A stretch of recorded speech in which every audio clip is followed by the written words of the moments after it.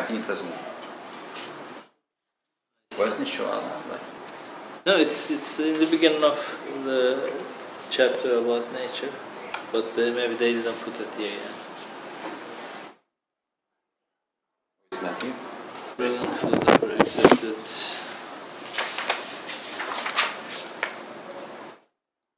I thought they did, so that's why I'm asking.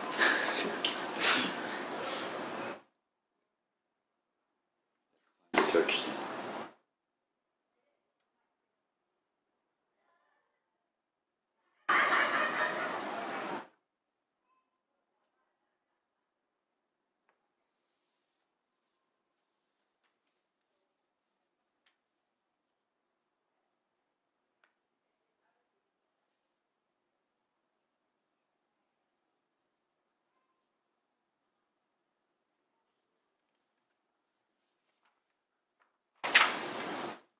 But there's, nothing in Risale without a reason.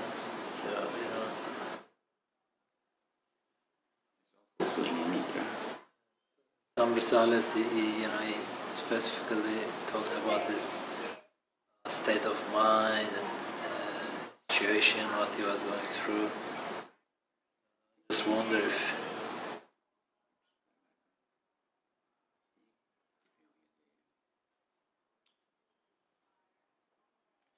maybe he's implying that this is not just a simple question of mine or just my inner world, but it is kind of the general need for the whole society in this time. Is he implying that, or Probably the environment that he was in Ankara, he was among the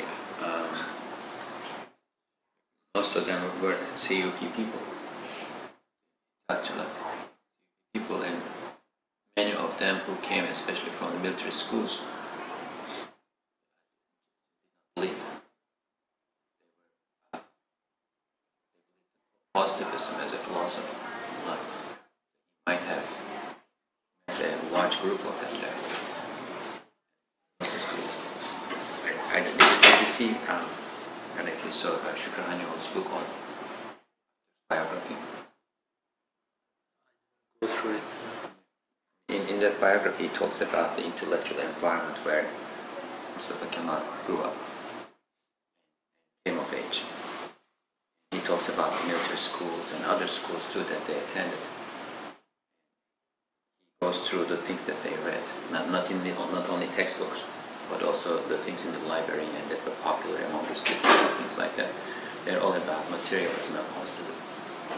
Some of the things that they read, a book by a German philosopher,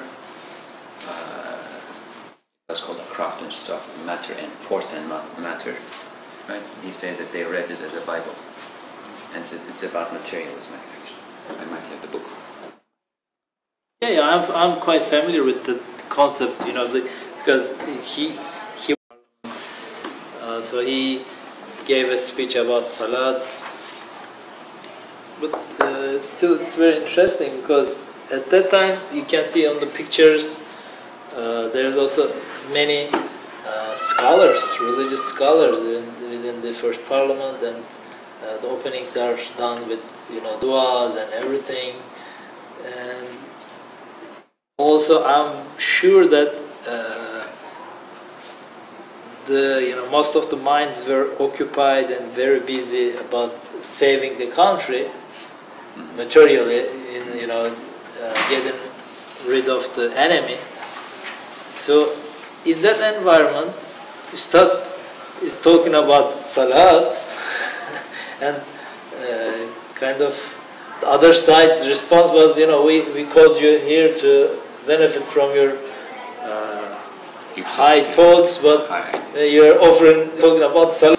But what he's saying is the people who are now rising as the leaders of the country are not leaving. Recently, a student of Zaman passed away, was Al-General. His is Demir Ali. I'm not sure if the name was Ali. I was reading his memoirs because he passed away recently. In the memoirs, he says something like, one time he goes to Bediüzzaman.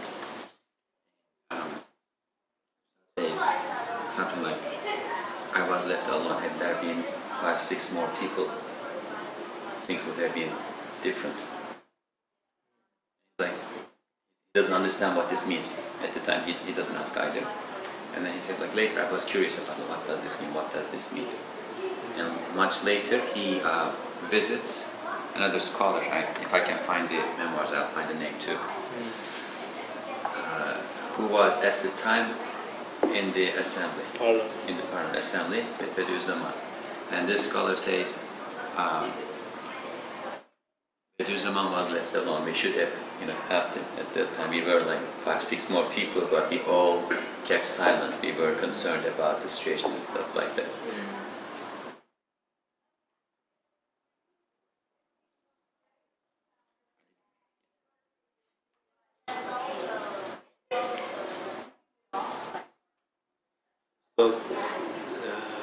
Makes a short statement about that, right? He says it wasn't possible to put a struggle against those forces with politics, so he just leaves Ankara eventually. We are reading the part on nature. It's not here, but in the original one text, there's a short reminder about the situation in Ankara when Ustad wrote Risale on nature.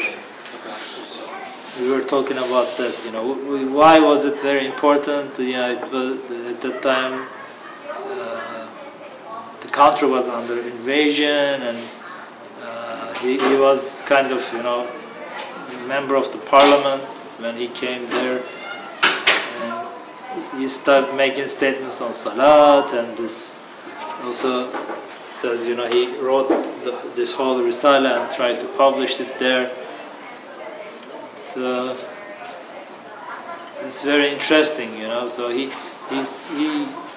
kind of considered this much more important than all those, very exciting, or what should you call it, drastic events, What I look? I'm looking for the memoirs. I'm trying to find the name of the person who says that. Yeah. I remember it. Yeah. Maybe I can find it later. Yeah.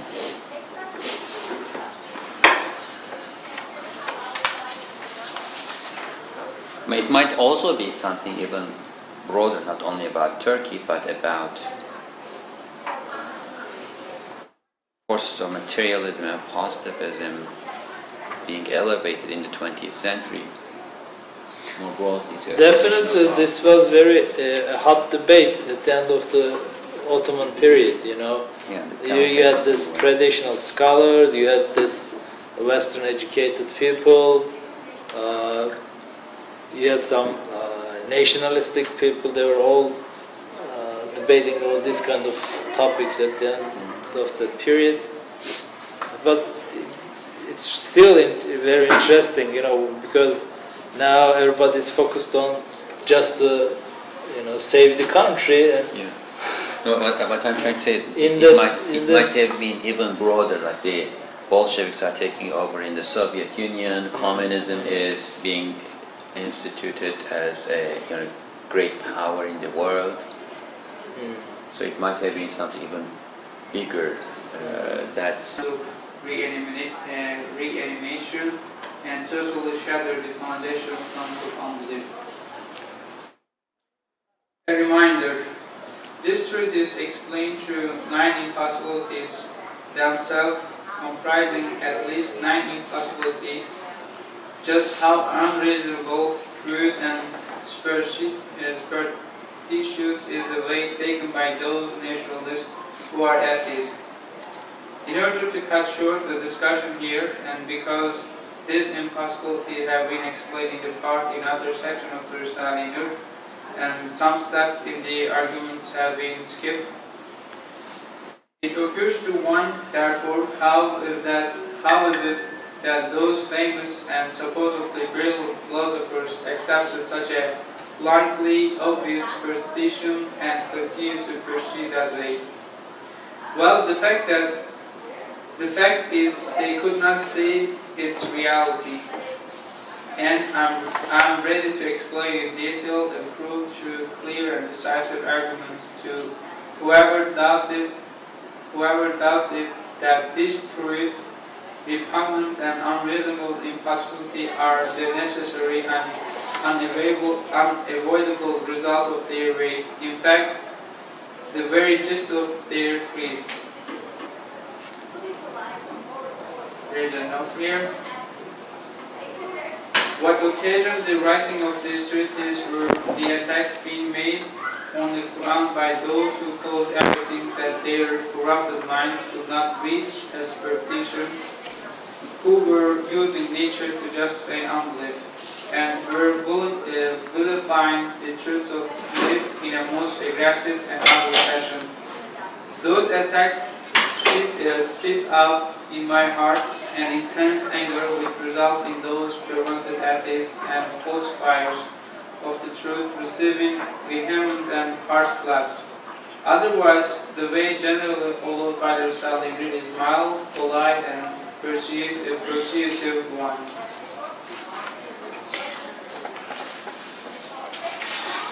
I want to make a comment on this. Ustad just explains why he used such statements in the text, but I guess it was very wisely used and purposeful. I experienced it in a couple of cases. Sometimes we used to have the debates at the college with some atheists, on this matter, God does exist or not. So you're going through a very strong example, and the guy is kind of playing the numb. He says, for example, we are gonna go through this first impossibility. He says, is this possible? Obviously it's not. But he said, yeah, why not? He's like, it could be. He's kind of taking it, slightly or lightly. And then Ustad says, even an animal could speak, and then if he has the ability to communicate, and he wouldn't even accept this and go away. When you go through it and then read that too, and then he's silenced. He doesn't want to, be in that situation because he knows that, but purposefully he wants to reject by just taking it lightly. So again, he says those furious attacks,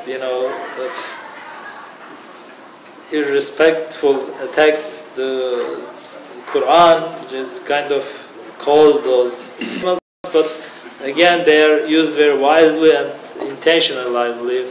False. Oh, are you implying something? Are you pushing your belief to us? Blah blah, right? But if the guy just makes the statement, oh, thanks to Mother Nature, this is a miracle of nature, nobody will care, and we just take it. This is the way it is, yes,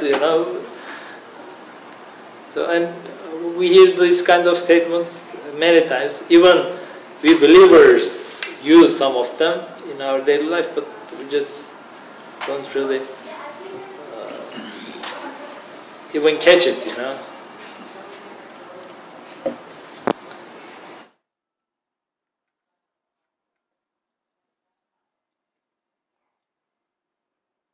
Indeed, since beings exist and this cannot be denied, and since each being comes into existence in a wise and artistic fashion, and since each is not outside time but is being continuously renewed, then, O falsifier of the truth, you are bounded to say either that the causes in the world create beings. For example, this animal, that is to say, it comes into existence through the coming together of causes, or that it forms itself, or that is coming into existence. That its coming into existence is a requirement and necessary effect of nature, or that it is created through the power of one, all-powerful and all-glorious. Since reason can find no way apart from this four, if the first three are definitely proved to be impossible, invalid and absurd, the way of the divine unity, which is the fourth way, will necessarily and self-evidently and without doubt or suspicion be proved true.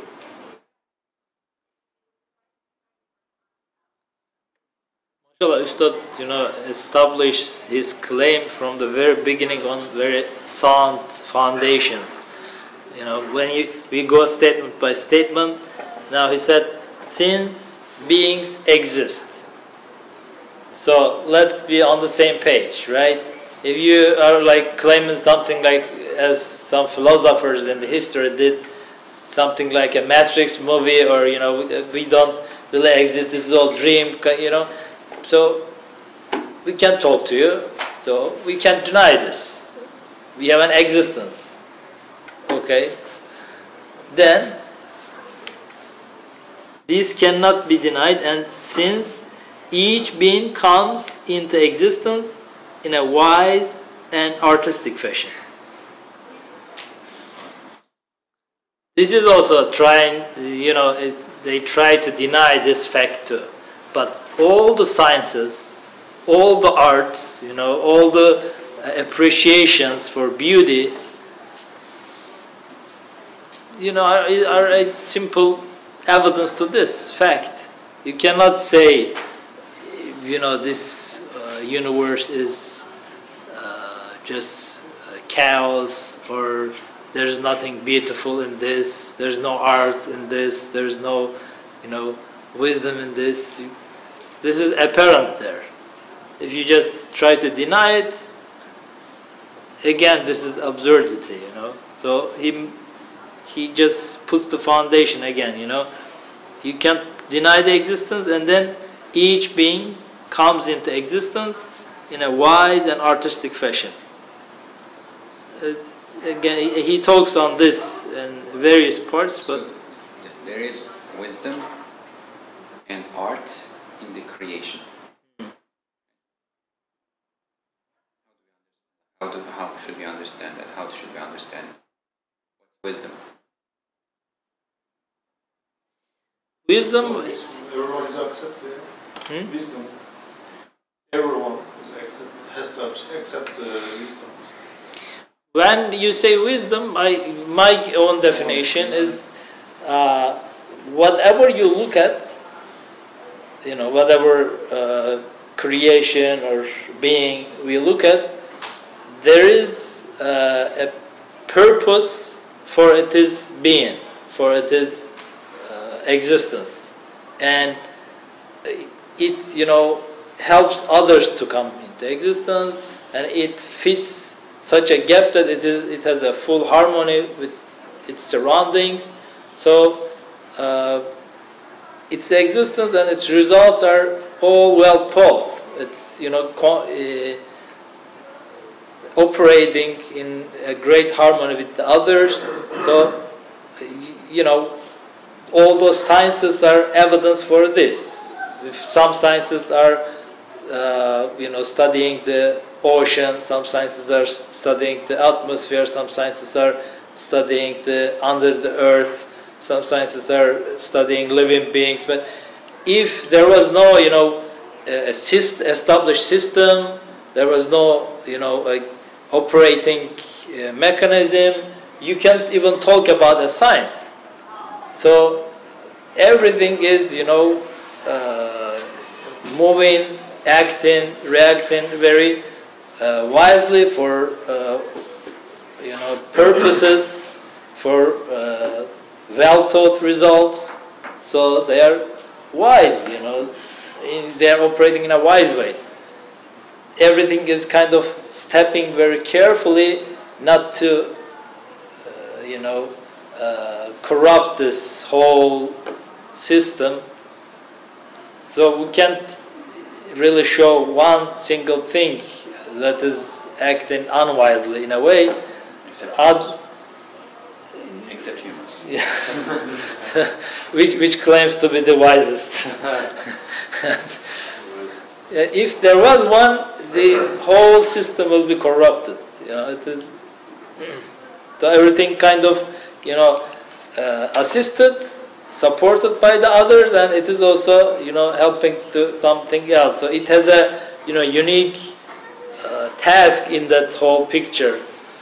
So there's nothing you can say, oh, why this exists? This is the way in here, You can't say that. If you say this, that means the science couldn't find it yet, the purpose behind it. And then 10 years, 15, 20 years later, they say, oh, we are sorry, We were wrong. Yeah, we used to get this and this organs when we make a surgery on the human beings, but now we believe that this is very thoughtful and purposeful. We don't touch it. There is a part in the Mesnevi Nuriye, but it's in Turkish. We want to read it. It's about the İlem eyyühel aziz, arslan gibi hayvanların diş ve pençelerine bakılırsa iftiraz ve parçalamak için yaratılmış oldukları anlaşılır. Ve kabın mesela rekabetine dikkat edilirse yemek için yaratılmış olduğu hissedilir. Kezalik insanın da iktidadına bakılırsa vazife-i fıtriyesinin ubudiyet olduğu anlaşıldığı gibi. Whatever creation you look, there is some purpose in that, and with that purpose, that kind of faculties or things given that beings, right? Whatever he is going to serve, with the wisdom that's created and it's working, the necessary things given to that creation.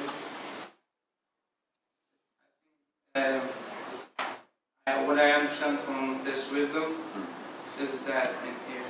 And maybe the second one, the art part, is even a more stronger, evidence in my own realm, in my own understanding, because when you talk about the purposes, the results, they always, come with some material reasons.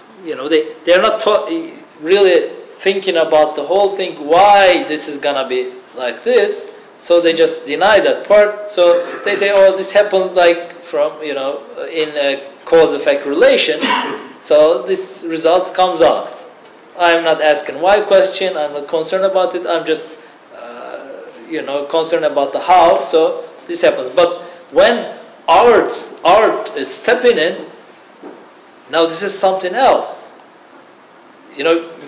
In the material sense, this is not like, oh, this hit this and push it like that.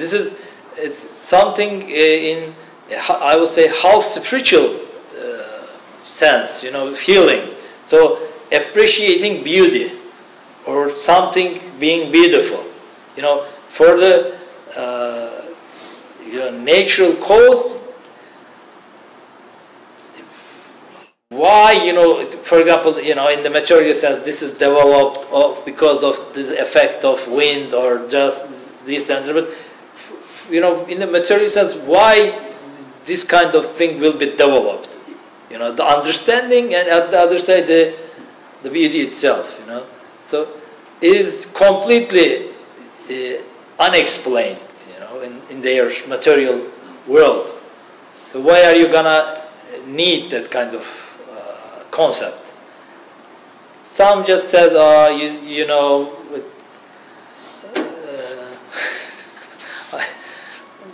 don't know, for example, just waves hit the coast and there's a shape there, which was formed. They say, oh, you see, there's art over there, So they try to challenge you, saying that the art also could be by chance, but yeah. full screen and you see. Yeah, if you don't have the understanding or appreciation, admiration for that thing, you can't even talk about that art. This is one side.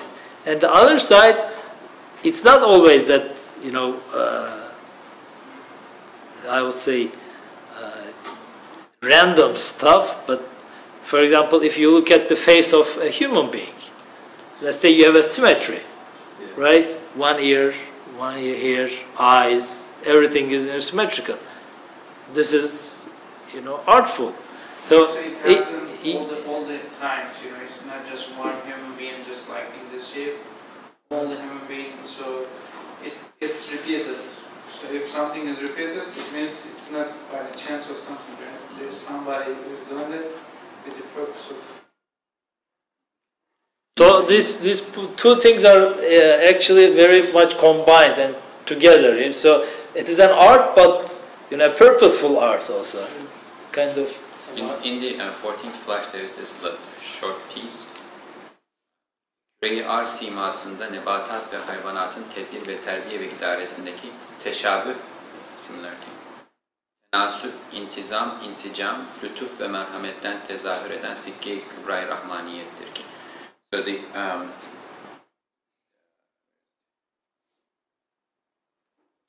great stamp of divine mercifulness, which is manifest through the mutual resemblance and proportion, orderliness, harmony, favor and compassion in the disposal, raising and administration of plants and animals on the face of the earth. So the words like teshabih, similarity, tenasub, correspondence, intizam, orderliness, insijam, smoothness, and lutuf. Elsewhere, or in the previous section, there is kainatın heyeti mecmuasındaki teavün, tesanüt, teanuk, tecavütten tezahür eden sikke-i kübra-i uluhiyettir. Here is the great stamp of, I would say, divinity, which is manifest through the mutual assistance, cooperation, and embracing and corresponding to one another of beings in the totality of the universe. So it's like, think of a puzzle with 1,000 pieces. And we are spending the whole night putting it together. Does this piece fit here? Does this piece fit here? Like, and then we find out that all pieces fit together. Right? At the end, like 1,000 different pieces, and 1,000 different pieces all fit together. And then somebody comes and says, "What this was? There was scissors and automatically moving scissors." And then paper was thrown into it randomly, and they came out this way, and then they fit together. We reject it. We say, no, there is a logic in this. Right? This entire system, the whole thing functioning together, has an inbuilt logic. And if there is a logic, somebody must have thought of it. And wisdom is, you know, logic, and we see it in things fitting together. And then we look at the puzzle again, and they are not only fitting together, but when they fit together, there's a beautiful image emerging from it. There's a wholeness, right? Yeah, and there's like this beautiful image emerging. There is a not only logic, but also beauty. So, okay, now let's turn to the creation, to the universe, and then it's not a puzzle with 1,000 pieces, it's a puzzle with I don't know how many pieces, God knows how many pieces, and it's still fitting all together, and then there is a logic. Each pieces of that puzzle, I mean, as you read already, I mean, helping each other, and there's a relation between with the all other pieces. It means it's not just, let's say, picture of it, but every, let's say, pieces of this picture has relation with the all other Pieces. Yes. Yeah, in terms of relation, for example, I can say, Risale gives the example, the creation of I. You know, the creator knows how can I can see the other. So according to that I created. So with this perspective, we can put this perspective to all the other things as well. The things, connection between two things, and you know how to do it or how to connect. stuff, so they can understand or connect or. So to go to that evidences, to talk on those things, he's just now, establishing the foundation. If you come with, absurd, illogical things, oh, there's no art out there, there's no beauty out there. Okay, how can I talk and communicate with you then? We are not on the same page. You're just denying everything. You don't want to accept God, so you just, push away anything I come with. So let's, be on the same page. Being exists, and then each being comes into existence in a wise and artificial. Again, all the sciences, all the arts and those kind of other sciences are evidence to this, and the human's own understanding, all the sciences are established on that, is an evidence to this. Translation of the next sentence seems to be a little bit off. Each is not outside time, but is being continuously renewed. Rather,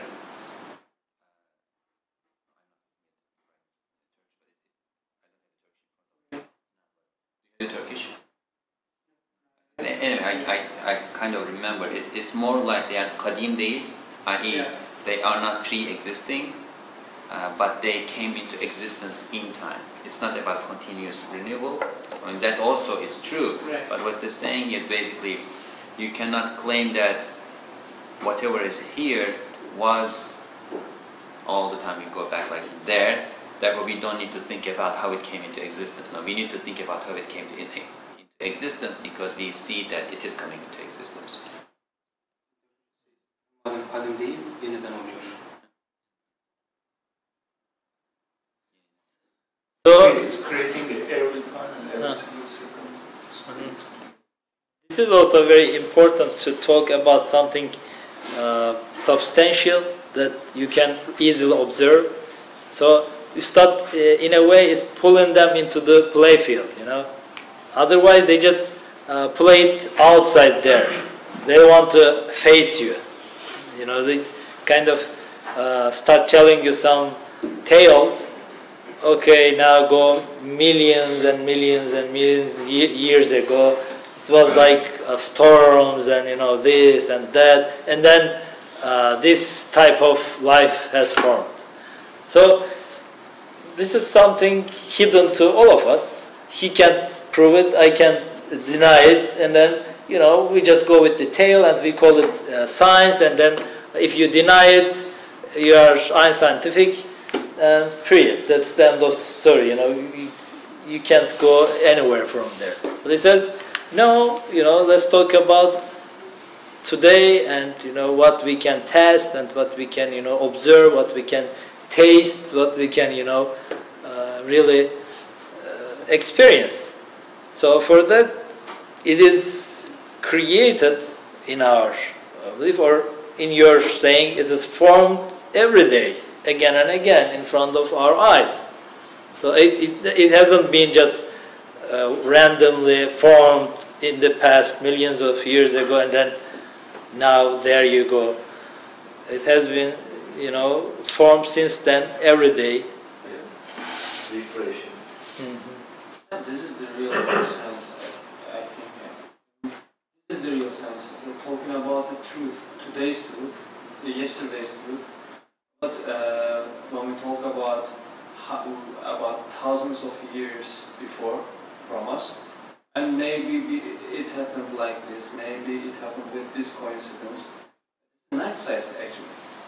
Science talks with truth, with acts, with the reality. But these are just predictions. Yeah, true. They kind of form their own dogma and their own religion. And if you don't fit that picture frame, you're out of religion. You're a heretic now. You're unscientific. When we take the goal of science as to investigate and reveal what they see, not the hidden agenda. Like, nobody, and scientists cannot really find the objective truth which is really how things are going on in reality.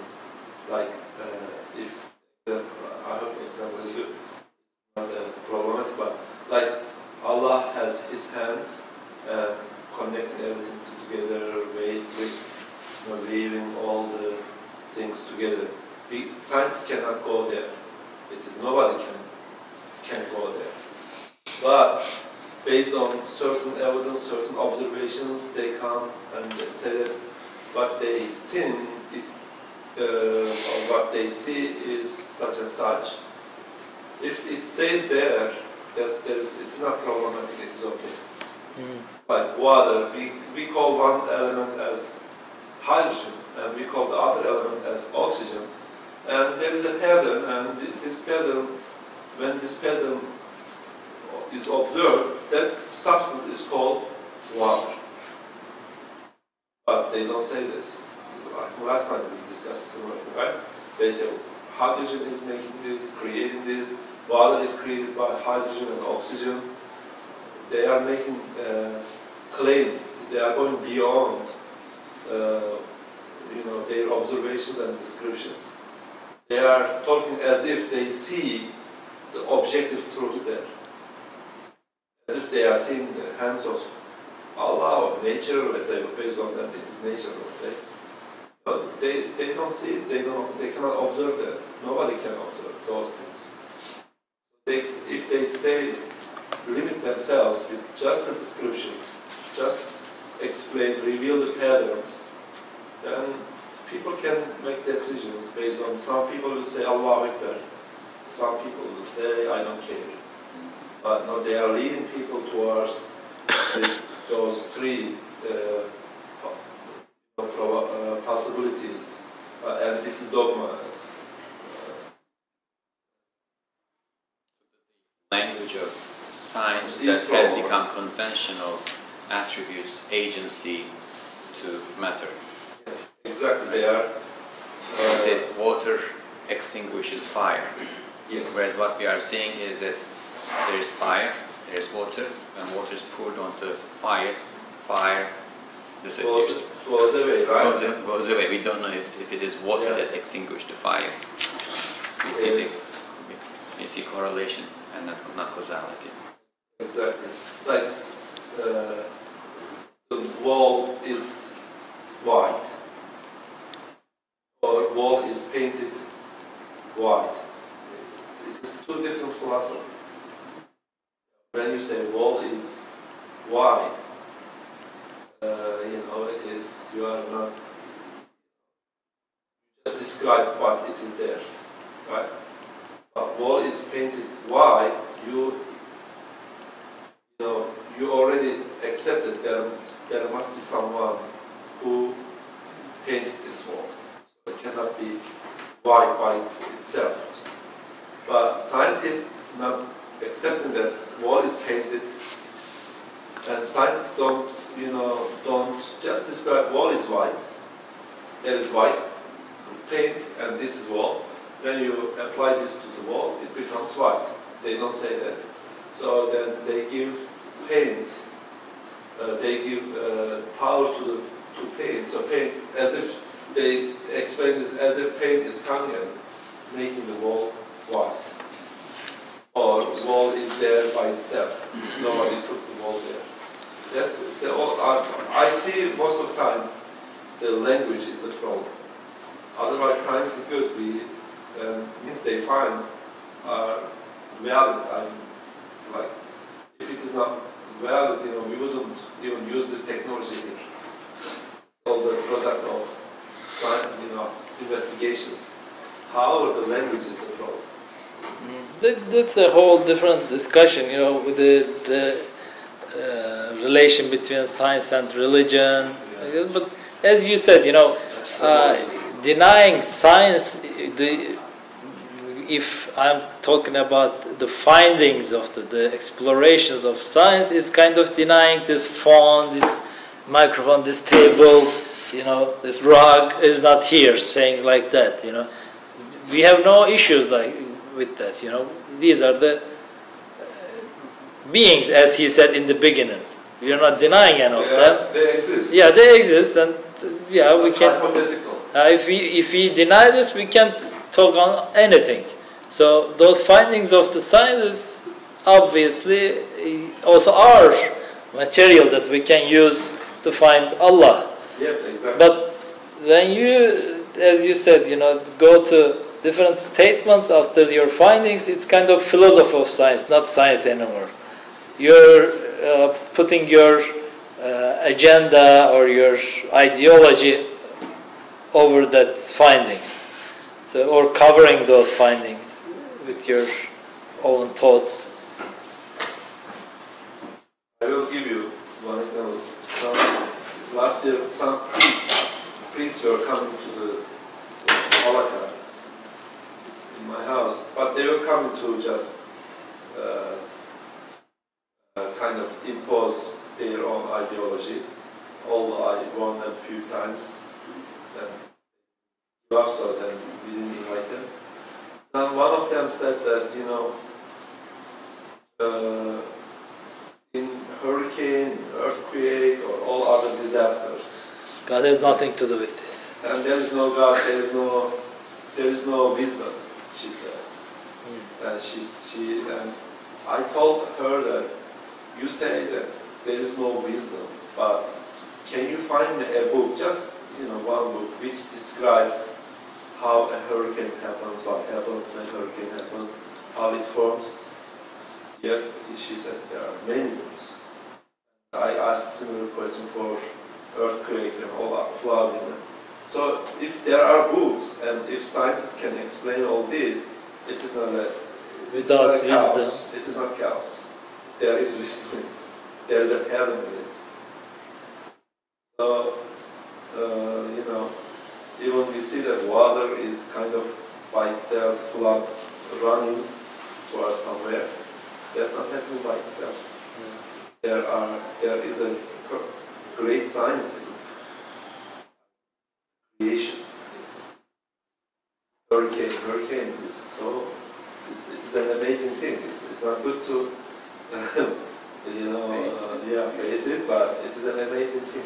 This is a good point, because the whole point of this chapter on nature is not only kind of rejecting scientists or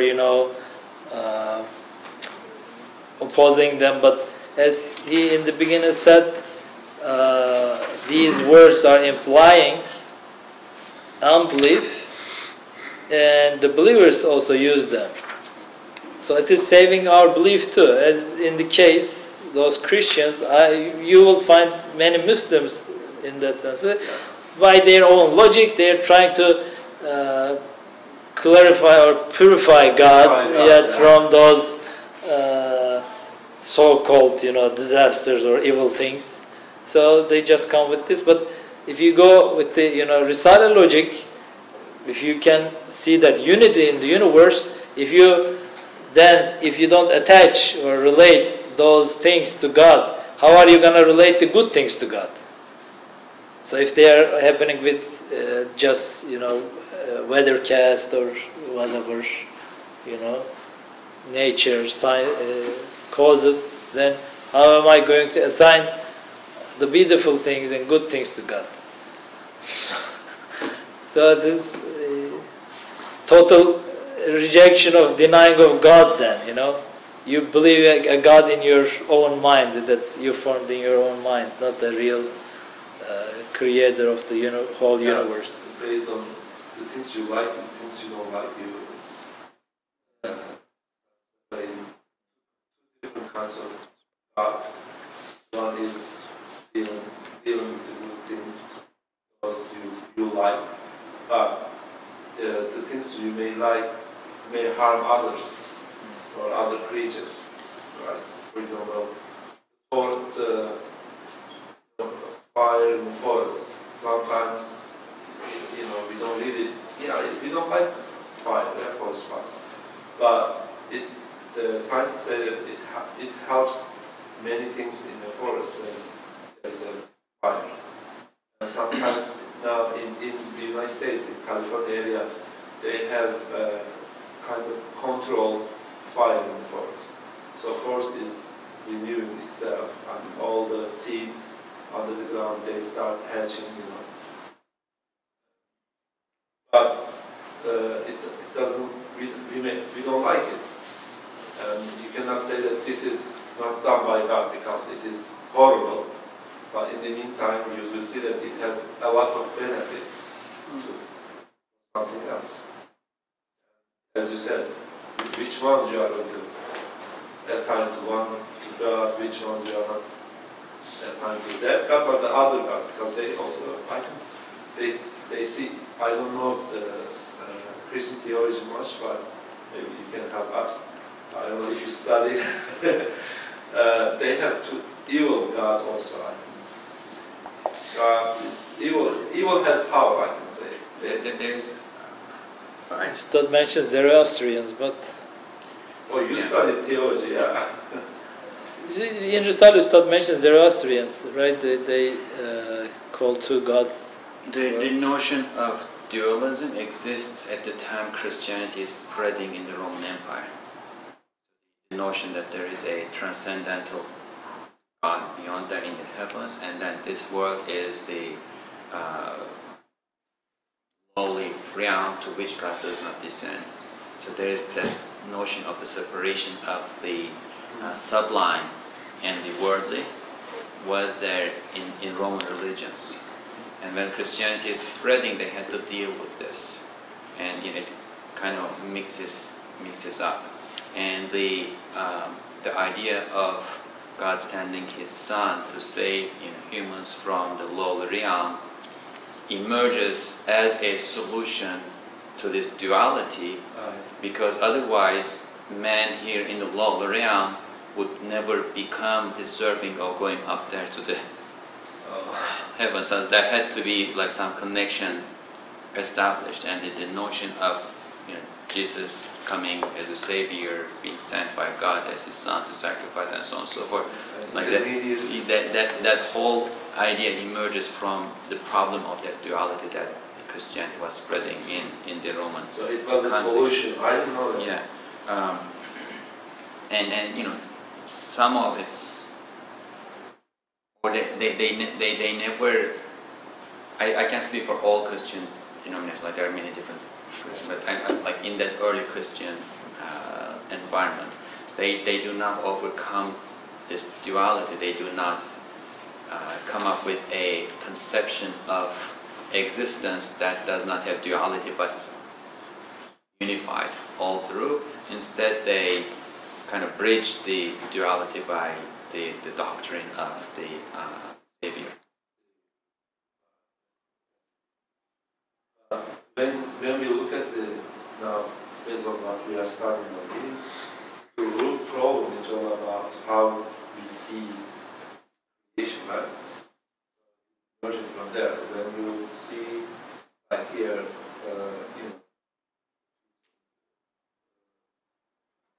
is going to explain.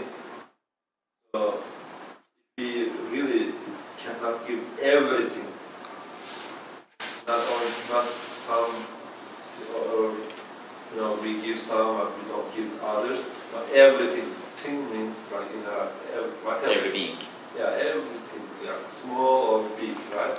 To a creator, it's not easy to solve any problem without we will have this kind of needs, have this kind of problems. But it's now fixing, bringing it, fixing it from. It is in Qur'an, like about to shame shame means think everything. So it's establishing that whatever in your life, whatever you see, whatever you think, moving your finger is coming from Him. Otherwise, you cannot.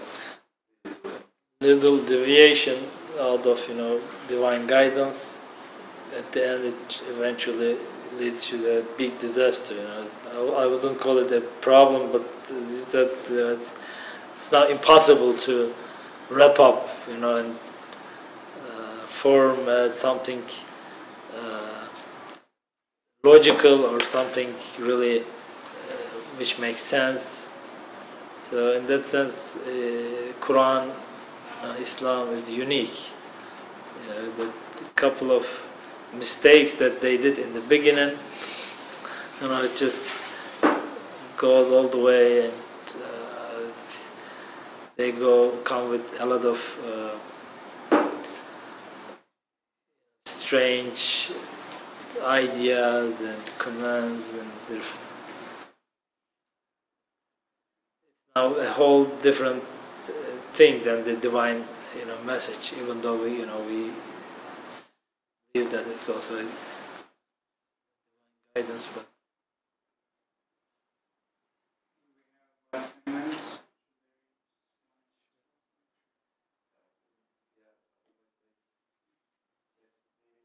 We'll start from the beginning.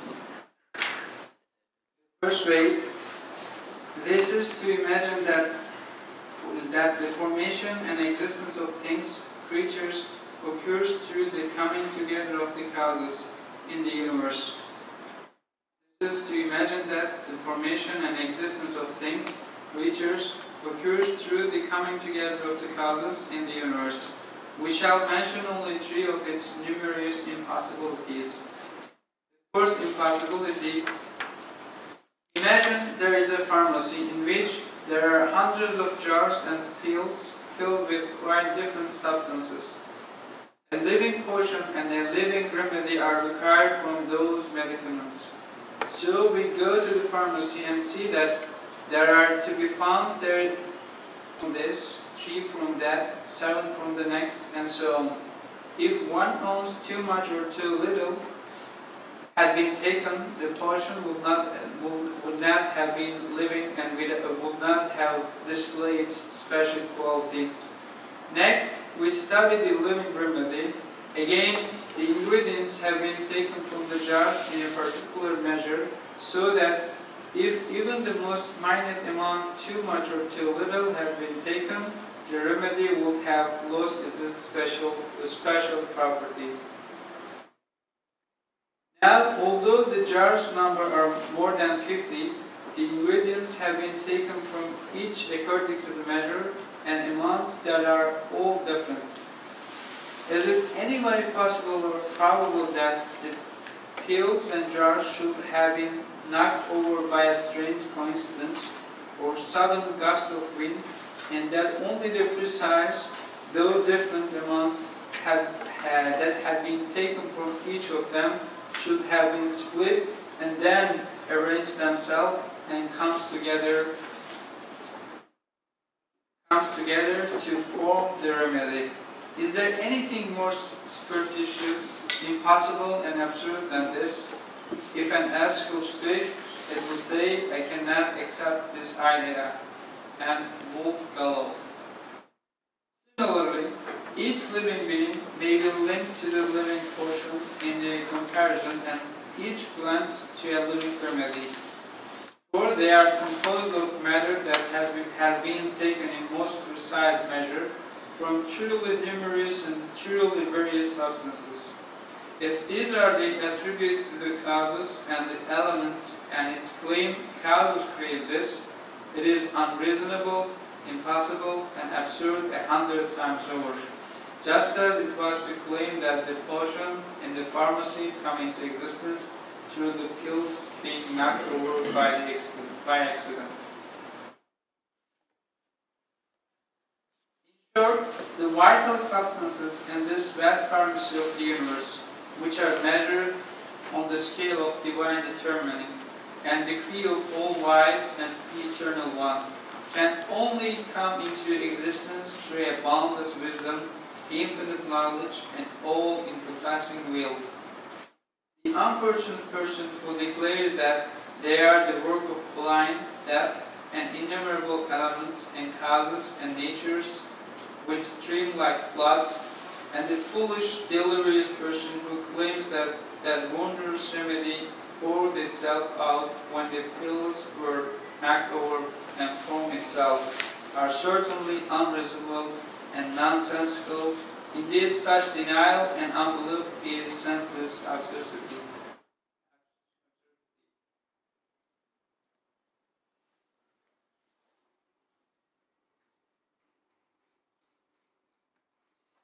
Let's discuss. You have 6 minutes. So, In all, as living organisms, it is all chemical. Whatever, when we start eating something, for example, it's all chemical process. It starts in our mouth. And whatever, has a stomach, it means there must be a chemical process, because you take something from outside and it is being digested and it is distributed to all the parts of the body through the cells. So everything, especially human body, is billions of chemical reactions are happening in our body. And like Files is talking about, for example, when you eat apple, minerals, vitamins, atoms, we are eating. And it goes through, it starts with saliva in our mouth, and it goes to our stomach, and from there, it is being digested and separated into all parts. And, for example, what your eyes need is one remedy. What your bones need, another remedy. Your ear, your hair, every part of your body, what every part needs, it is a remedy. It is being, formed and distributed to our body. I know I experienced this a little closely because I have blood pressure. So, and I stayed at the hospital for 4 days. Then on the 4th day, they found out what kind of medication can help me. They tried many different kind of medication with different dosage. It didn't help. And finally, they found a certain remedy. Then my blood pressure started going down. Then they discharged me from the hospital. So when I eat something, for example, without using that medication, I immediately start feeling it in my body. Something is not now, my blood is not really doing, what it's supposed to do, or something is interfering with my body's chemistry. So, for example, the salt, potassium balance in blood. It is so amazing. I never heard that potassium was so important. My potassium level is low. That is causing high blood pressure. And it is low because brain is sending different signals to my body, and my body is not releasing necessary enzymes, or releasing some enzymes more than what my body needs. So then it is causing to low potassium level. And since I have less amount of potassium, it is not using the sodium in my blood, and then blood pressure is going on. Allah knows best. This is how scientists are describing, but this really makes sense when you start having this kind of experience. It is so fine, balance is there. Even our body is, when we are young, sometimes we don't feel it. We can tolerate, our body can tolerate it, but when you get older, like me, your body becomes so sensitive. When balance is broken down, you immediately feel it.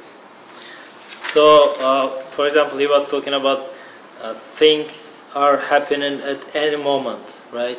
It's not like I'm formed 30, 40 years ago, just born.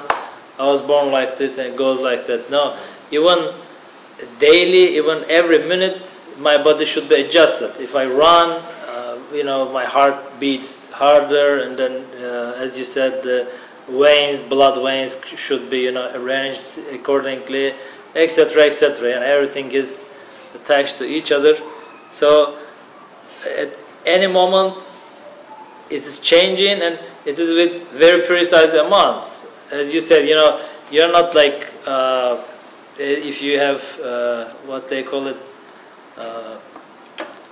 diabetes. It's like a pound, 2 pounds of sugar in your blood. You just go to hospital, they test it, it's milligrams, right? It's, they just they just, you know, try to balance it. Yeah, so very, very, you know, precisely scaled amount of substance is forming that body, and it is formed at every moment in different states and balance forms. And blood itself is a chemical liquid. When we talk about chemical, we usually talk about acids or what we use in our daily lifestyle. But human beings are chemical organisms. So Ustad gives a simple example of the pharmacy, and I know some people, you know, comes as a claim, oh, you know what, the world doesn't work like this. You know, everything is kind of out there, you know, flowing, winding, whatever happens. But Ustad makes it even easier to you. He says, here you go, elements and substances separated, right, together, and you know, you just pick the one you need. You know, think about the real universe. Now you need to first filter everything. For example, in Mesnevi, Ustad talks about a palace, which, you know, he says some diamonds in that palace comes from Siberia, some comes from, I don't know, South Africa. I don't remember the exact country. So you should be bringing those together in the exact needed, you know, times, and, you know, in the right amounts, and know how to put them together. So in the universe it is even more complicated. Think that all those files in the jars, right, poured in a bucket. So you need to first pick or filter the elements that you need in the precise and needed amount, and then put them together to form that special medicine. Yeah, so this kind of just a tool, the example is tool to, you know, compare with the real life. And sometimes when we don't do that, we are either overwhelmed, or either it's hard to comprehend the whole system, so we just say that, oh, it happens, it is as it is, you know. We think that this is very simple, but it is not, you know. When we make the comparison, we can understand that. For example, I always think on this example, we have like 3 fish at home, 3 for cats, and 4 chickens. And we are like 8 people at home. And every day, you know, oh, did anybody feed the cat? Or did you overfeed the fish? You know, oh, I fed before, you also fed. So, you know, taking care of a couple of things is a big issue, you know. You need a lot of organization and this and that. Now also there, hundreds of thousands of species, and you can't even count how many members they have, and they're all survive perfectly, you know, none of them extinguished, none of them, you know, every one of them is well taken care of. Their offsprings, babies are even well taken care of better. Unless humans intervene. Yeah.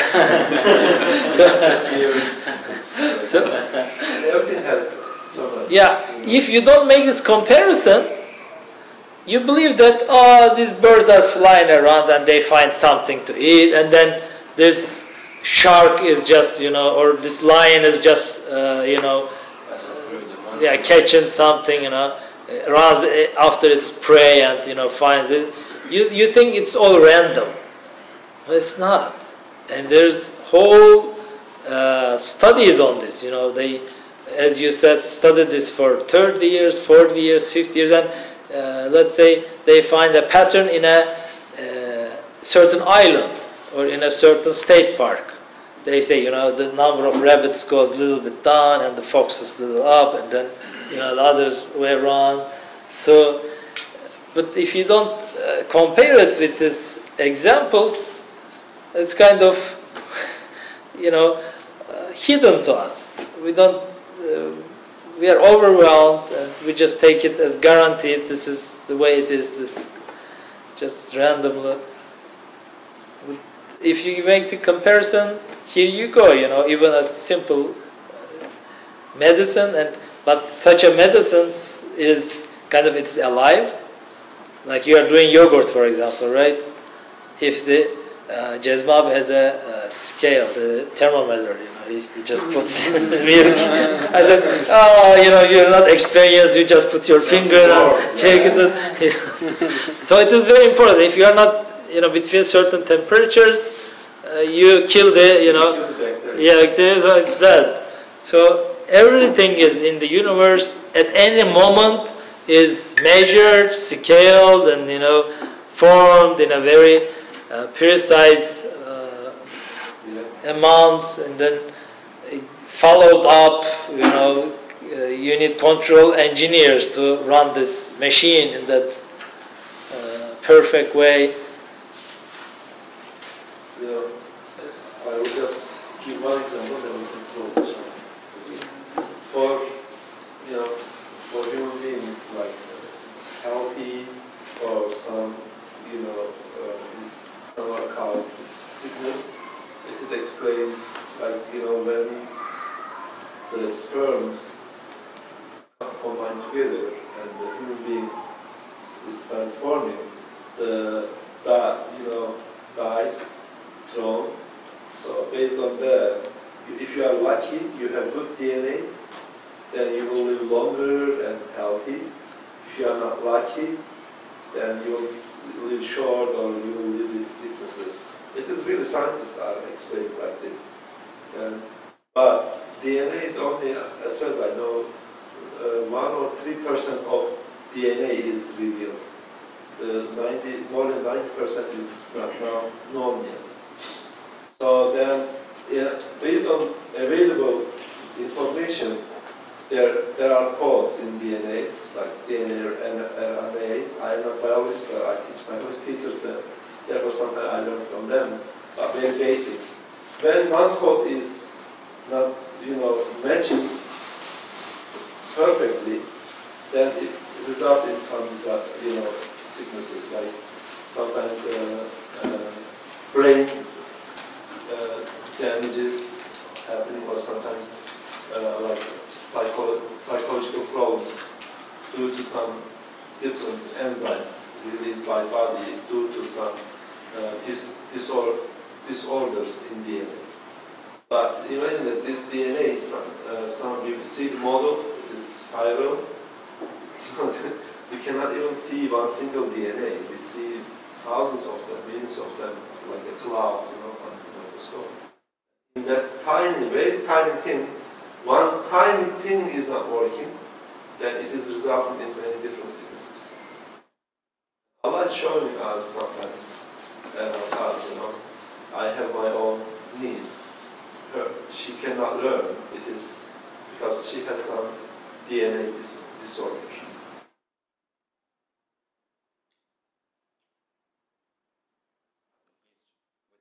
The order he's showing it is all coming from one. The exceptions to the order he is showing that one is continuously